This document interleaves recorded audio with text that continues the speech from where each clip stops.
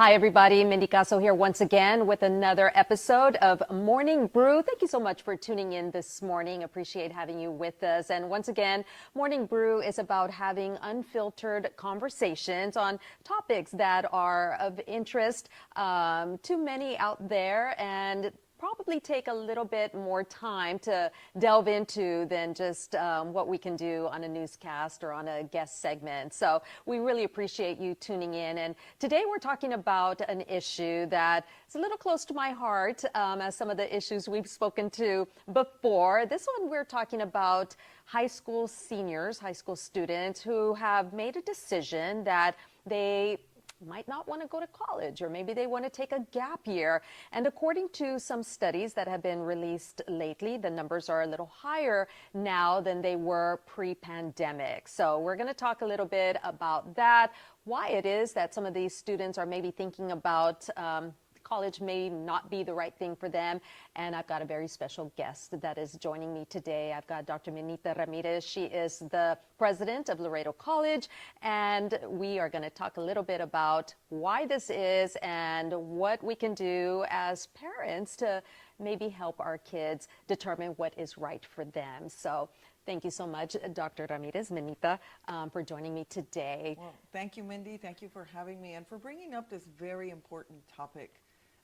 You and I both know as parents that I don't care how old our children are, we're going to worry about them and what they're doing and how they're succeeding in their career paths and certainly their educational paths.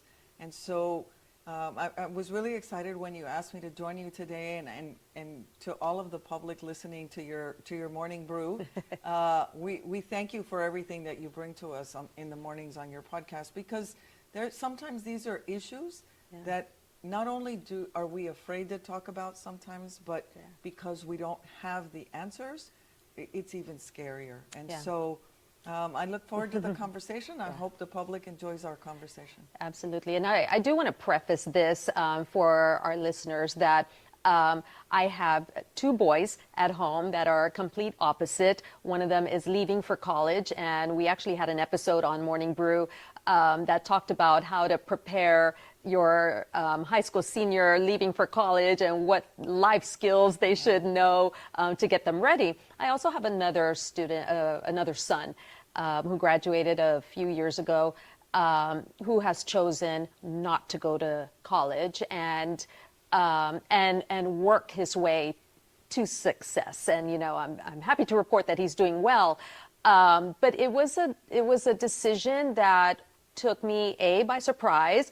And I mean, if I can use the word cringe, it made me cringe, because that's not how we were raised in our generation. Our generation was, you know, I don't want to use the word brainwash, but we just all knew that we needed a 4-year degree and that's what we were going to do. And we didn't question mom and dad. That is what we did. So I've had to come to terms with a decision that an 18, 19-year-old made, and he was sticking to it. So lucky you, first of all, because you're going to get the opportunity to really inspect or witness firsthand what it is for these young people to go through.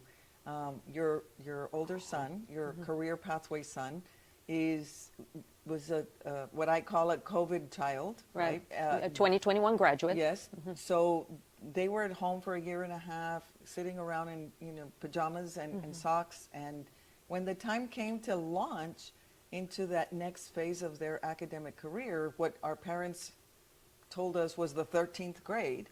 Right. That was not for many students in 2021. It just wasn't. And you come from higher education. I apologize for interrupting you. I just want our viewers to know your background. You come from higher education at the 4-year level. Now you're at the president of our community college here. This is something that you've seen a lot. Right. Okay.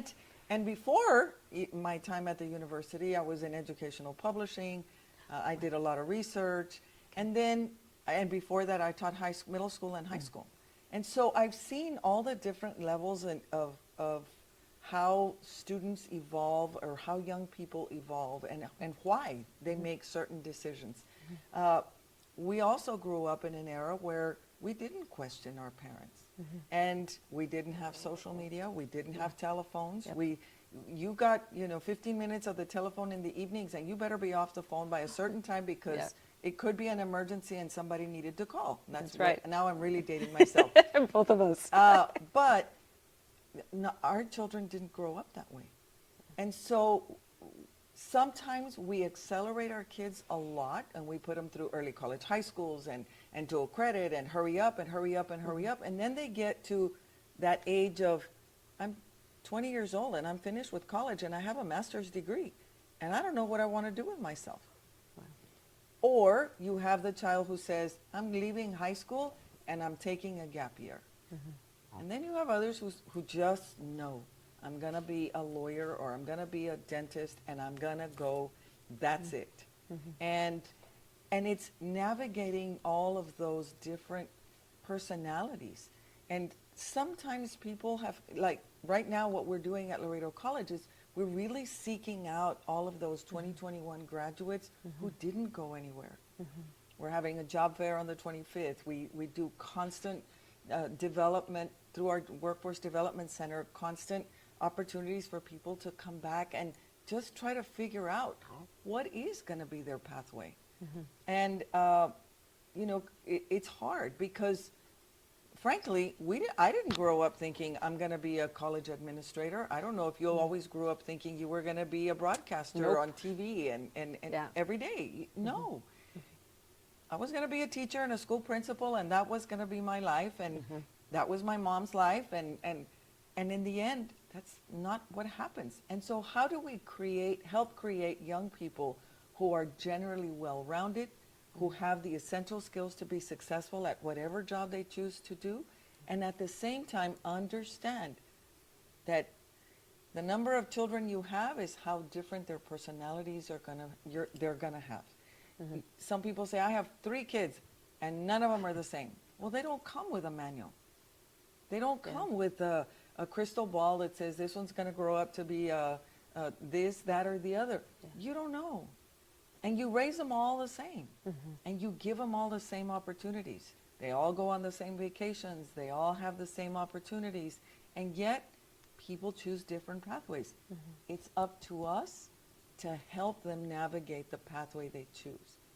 Always in the back of their mind and in your mind is someday they'll get a college certificate, a degree, a license, something, because it'll help them continue to grow. Your son is doing really, really well in his business ventures. And the company he's working for is, nationwide, and he's doing really, really well. And what's wrong with that? Eventually, he's going to come back, and he's either going to get a degree in finance, accounting, or business. And because he'll end up owning his own business. And when the time comes, he'll be ready. Not all of us matured at the same time or at the same pace. Right. Especially boys. The 3, you and I both have boys. So boys are really, really different. Right. But don't be afraid of the differences, is what I tell parents. What you do for one is not what you're going to do for the other. You can't. Right. Not today, not with what they know, not with what information is at their fingertips, because they have so much more information than we did. Yeah, absolutely. And we're going to talk a little bit about that. We're going to take a quick break. Stay with us. When we come back with Morning Brew, we're going to talk a little bit more about what we can do to help our kids kind of plan what they want to do for their future. So stay with us. We'll be right back.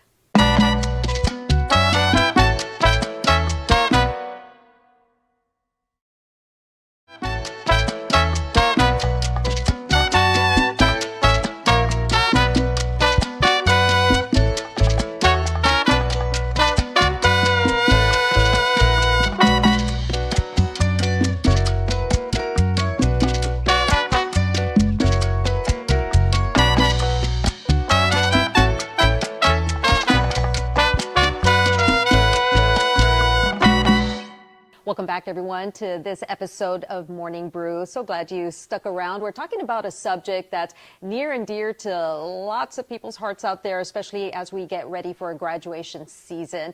We're talking about high school seniors who are making a decision to not attend college or to not pursue a college degree. Maybe they want to take a gap year. Maybe they decided that it's just not for them. So I'm talking, my guest today is Dr. Minita Ramirez. She is the president of Laredo College, and we're kind of talking a little bit about how we can help our kids navigate through that decision and how we can help ourselves as parents be able to process that. So very important. Absolutely, absolutely, because we want to be there for our kids and supporting them and showing them love, like we talked about, and respecting their decision. But as parents, we also want to make sure that they're successful. So we were going to broach on the subject of why they make this decision and how can we help them. Thank you, Mindy, and thank you for having me back for the second part of Morning Brew.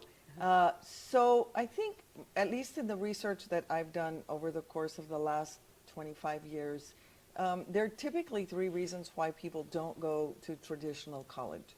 One is they don't think they can. They don't think they can afford it, and they don't think they have the family support. And so as a college administrator, my job is to take those three things off the table. Now, what happens in those family settings where, like yours, where there is family support, you know your children are capable and smart, and they have the financial planning prepared for them because you did the Texas Tomorrow Fund, and yet they still make that decision not to go. And what I tell parents, and like you, there are many who end up in my office asking for assistance or asking for advice, and what I tell them is, ask your child why. Let them start to process their own, why are they choosing to do this? And it may take speaking to a counselor. Maybe they don't want to tell you why. Maybe they're afraid to let you down.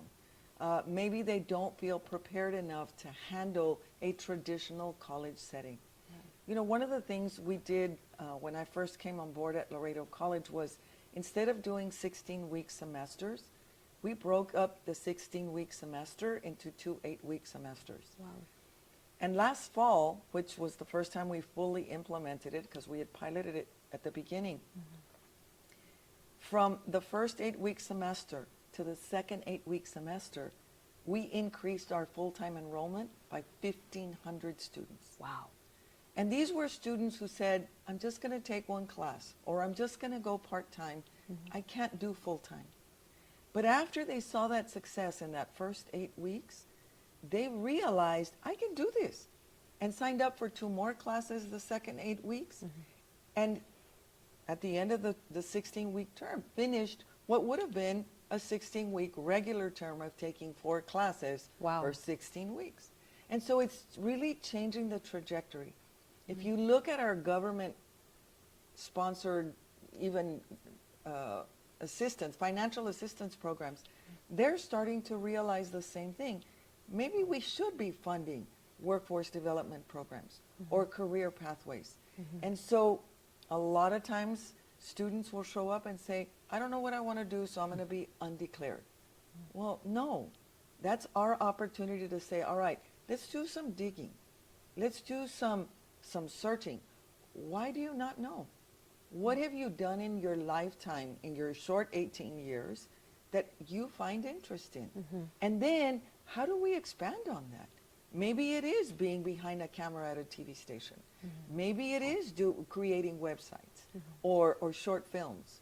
Or, you know, I worked as a dental assistant for a dentist, and I really liked it, but I don't have the certificate.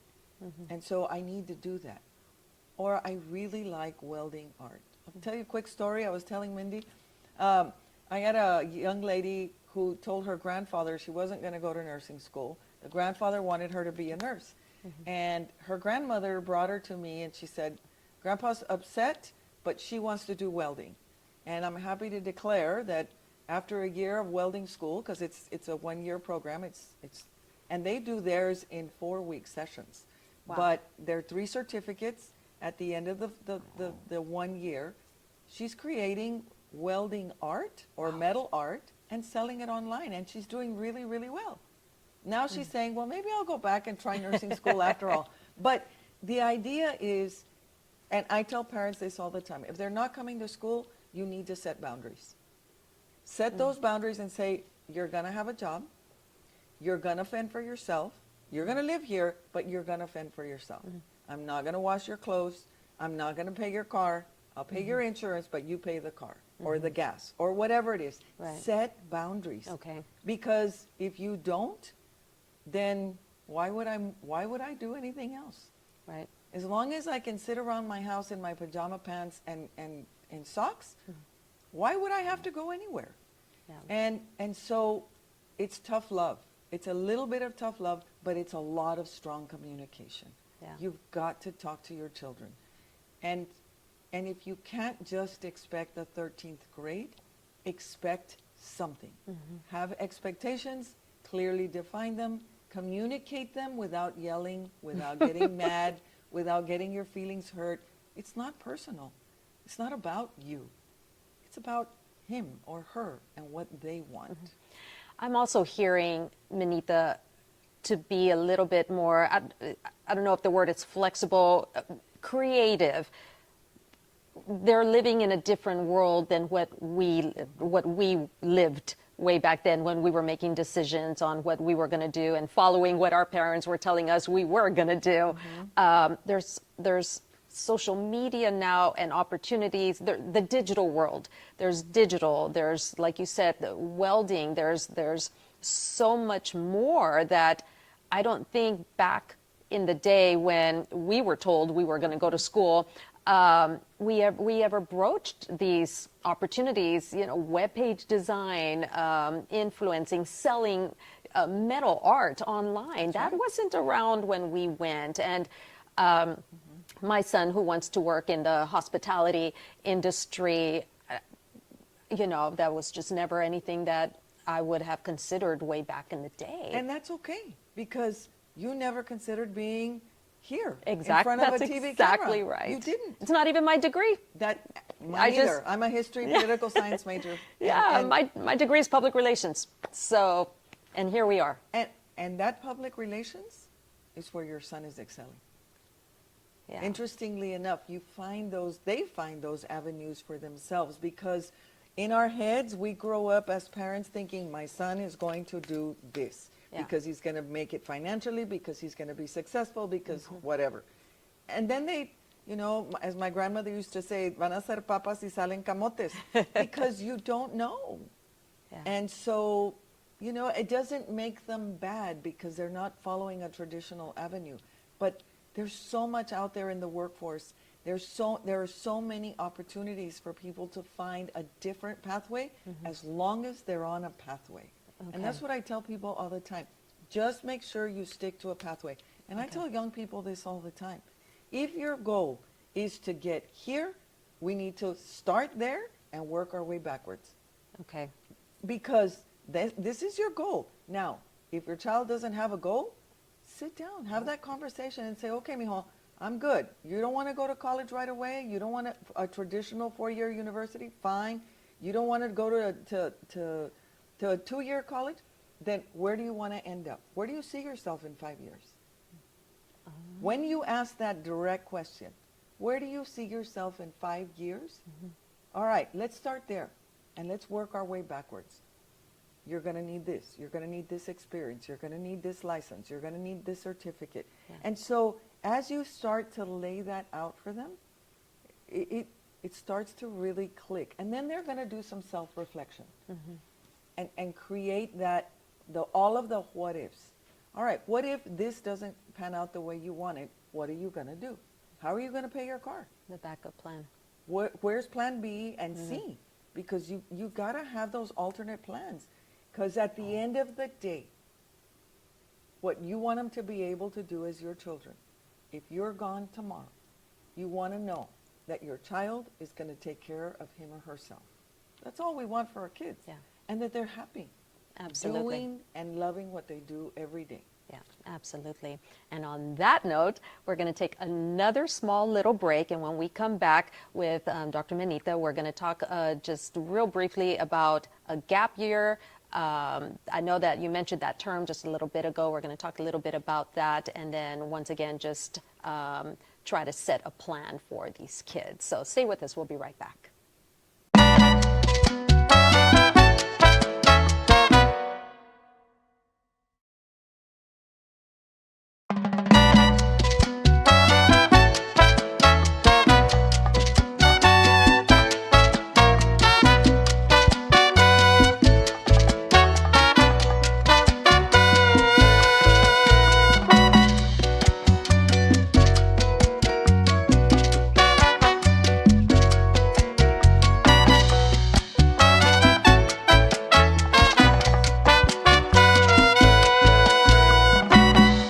Welcome back, everyone, to this episode of Morning Brew. We have been talking for the past almost 30 minutes or so. We're talking to Dr. Minita Ramirez, the president of Laredo College, and as opposed to talking about Laredo College and, kids and all of that, we're talking about something kind of on the opposite, kids who don't want to go to college. And we were just talking before the break of a plan to set them on a right path. And I don't want to take up too much time. So let's continue with the plan. Okay, so the easiest way to explain the plan is, Mindy, you set the goal, right? Mm-hmm.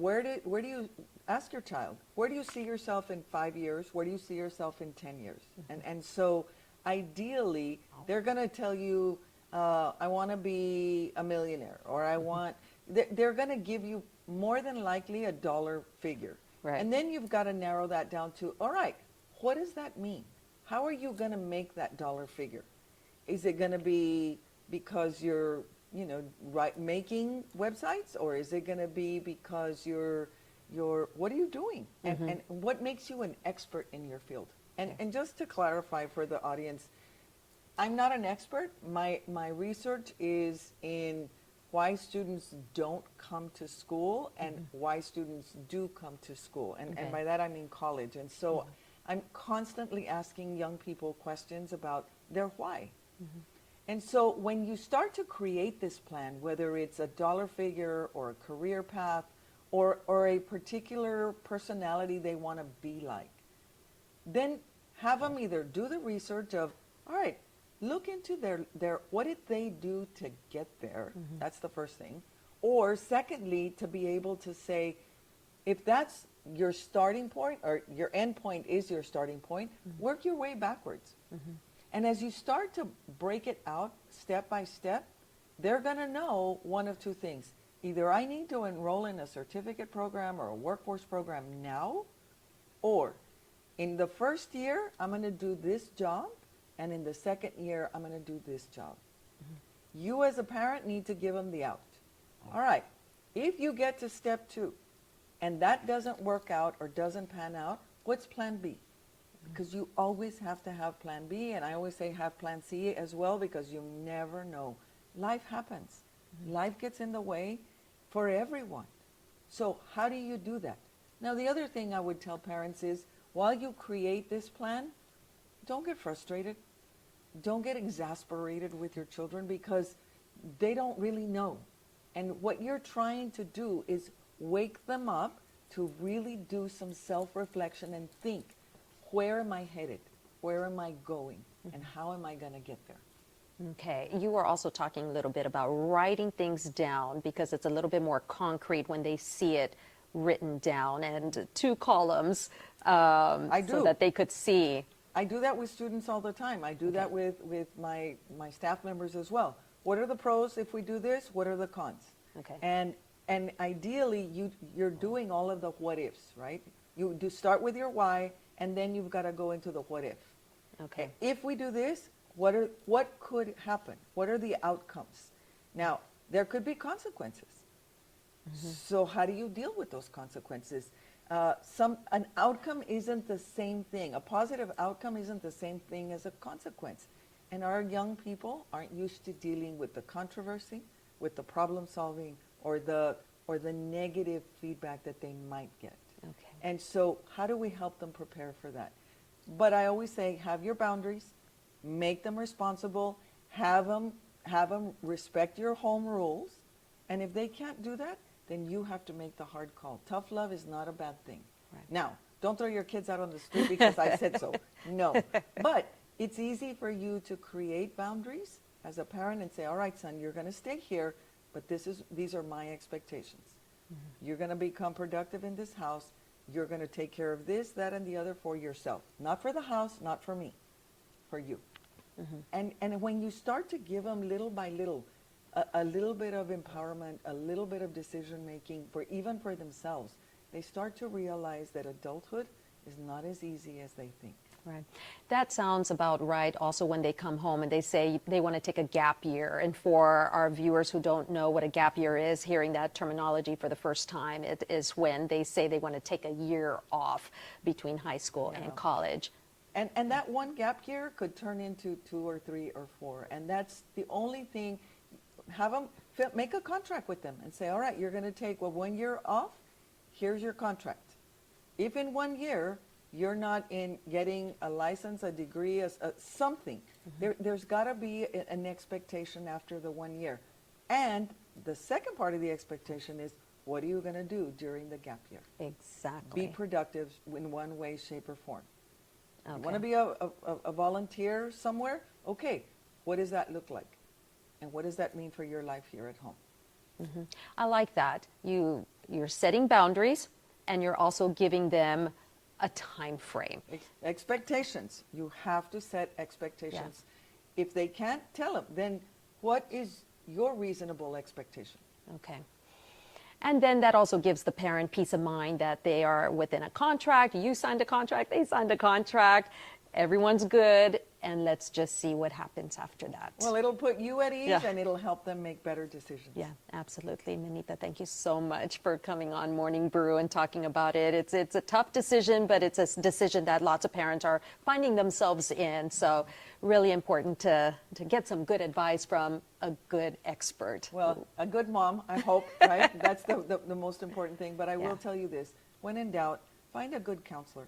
Okay. Find someone to talk to for yourself and for your child, because it's important.